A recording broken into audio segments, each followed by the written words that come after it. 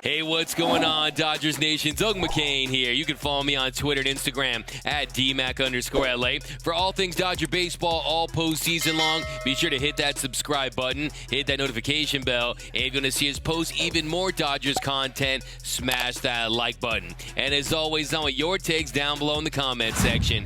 Today's Dodgers Nation question of the day. Do you think the Houston Astros are cheating again? It is as simple as that. Do you think they would cheat again? I want all your takes down below in the comment section. And for all latest Dodgers news, head over to DodgersNation.com.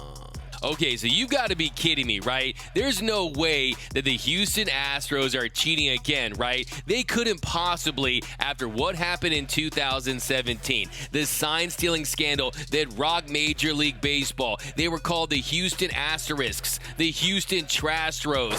You can just combine the two and call them the Houston Trasterisks if you want. There's no way they would actually cheat again after everything that happened, right? Well, according to White Sox reliever Ryan Tepera, he thinks the Astros are up to something sketchy. Here's what he said after last night's White Sox win, where he suggests that Houston could be up to something. Yeah, I mean, you know, it is what it is. They've obviously had a reputation of, you know, doing some sketchy stuff over there. And, you know, it's just, we can say that it's a little bit of a difference, you know. I think you saw the swings and misses tonight compared to, you know, the first two games at Minute Maid. Okay, so we're going to dive into some numbers in just a second to see if Tepera's points are valid. But first, if the Houston Astros are caught cheating again after what happened in 2017, then you need to strap that whole team up to one of those rockets at NASA in Houston and send them to Mars, because this would be utterly ridiculous considering what they did to the sport. But I'll also say this: what happened in 2017? What was their punishment? Exactly. They didn't have a punishment. The players got immunity. So to them, their mindset has to be, hey, well, if we cheat again, what would go wrong, right? We'll still get the ring. We'll still get the World Series trophy. We'll still get those fat contracts that we signed. Carlos Correa, he's a free agent after this season. It makes a lot of sense for him to do whatever it takes to put up big numbers. Now, am I saying that Houston is cheating? I'm not. But what I am saying is they have every incentive in the world to cheat based on how this weak commissioner, Mr. Rob Manfred, handled the situation. He opened the door for further cheating down the line, and if it's not the Houston Astros, it's going to be another team. It's only a matter of time, but what I think needs to happen is, I talked about this a few years ago, you need the park narcs. They need park narcs at Houston, and they need to be treated as if they're on probation, and you send out tons of people from Major League Baseball. They inspect the entire park, the entire dugout, the entire game to avoid any of the nefarious activities that were proven to be going on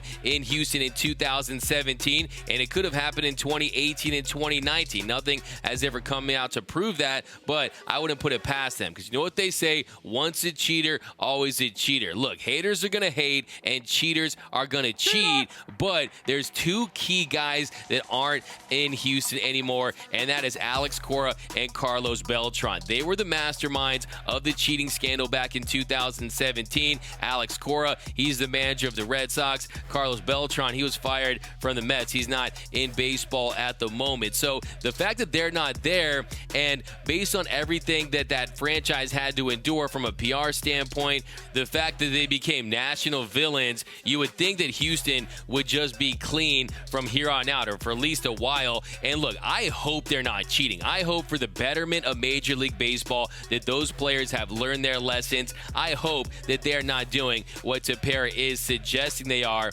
And then today, just a few minutes ago, Dusty Baker, he responded to his accusations, and here's what he had to say. Well, those are some heavy accusations, you know. I mean, we're about the same runs, OPS, and everything as we are, well, actually better on the road than we are at home. Now, I don't have much, you know, response to that, other than I was listening to Eric Clapton this morning, and he had a song, you know, before you accuse me, you need to take a look at yourself. You know, they'll probably have to deal with it, you know, forever, really. because people don't forget. He can say what he wants to say. I had never even, heard his name before. We played the White Sox. So how about Dusty Baker with the clapback, saying that he's never heard of Tepera, dropping the Eric Clapton reference, saying that they should look at themselves based on how their numbers look. But I also agree with Dusty in what he said, that this Astros team is going to have to deal with this for the rest of their life. And you're going to see this speculation for the rest of their careers anytime anything just feels kind of weird. They're going to have to deal with this. They're going to have to own it. It's like a scarlet letter, but instead of an A, it's an asterisk for some of these players. But like Dusty Baker said, a lot of these players weren't even on that team. But let's take a look at some of these numbers to see what Tepera is talking about. So we bring our facts to the fight. So let's take a look at the numbers and see what Ryan Tepera is talking about. Because last night, the White Sox definitely had more success at Guaranteed Rate Field than they had at Minute Maid Park in Houston. Tepera, he retired all 6 batters he faced. He had 3 punch-outs and 2 innings of work.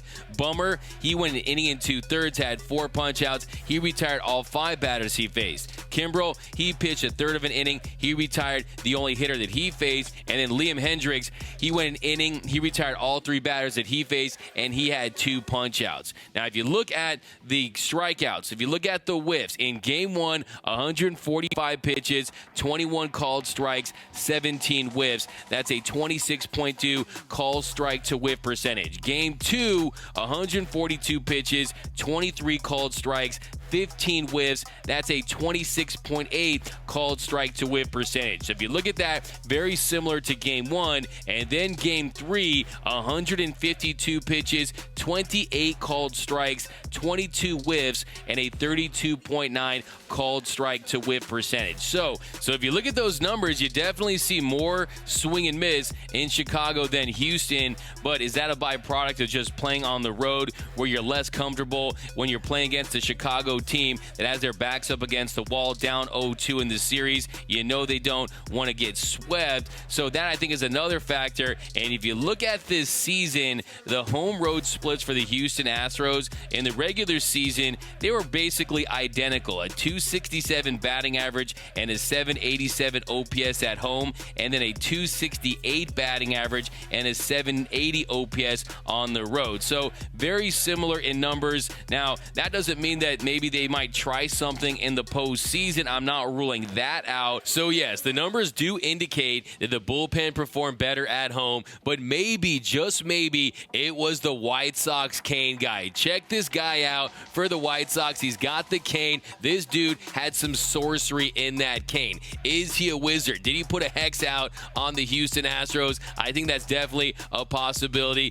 Now, I'm just messing around, but I will say, based on the culture in Houston, I wouldn't put it past the Astros for them to be cheating again, but there's just not enough evidence, or any evidence at this point, to really support it. But if it does happen, we will deal with them. And I do think Major League Baseball still needs to go and investigate and make sure nothing nefarious is going on down in H-Town. But I do want to see the Astros versus the Dodgers in the Fall Classic. I think it'd be great for Major League Baseball. And yesterday I put out this poll on the Dodgers Nation Twitter account, and the question was, if the Dodgers advance to the World Series, who would you want them to face? We have 4,390 votes so far with 7 hours left, and 51.2% say it's the Houston Astros. That's who I voted for. And then the White Sox, 15.3%. The Rays, 8.1%. Doesn't look like anyone wants that rematch, a small market team. And then the Red Sox at 25.4%. So for me, I would rather face the Astros. I think that'd be fantastic for baseball.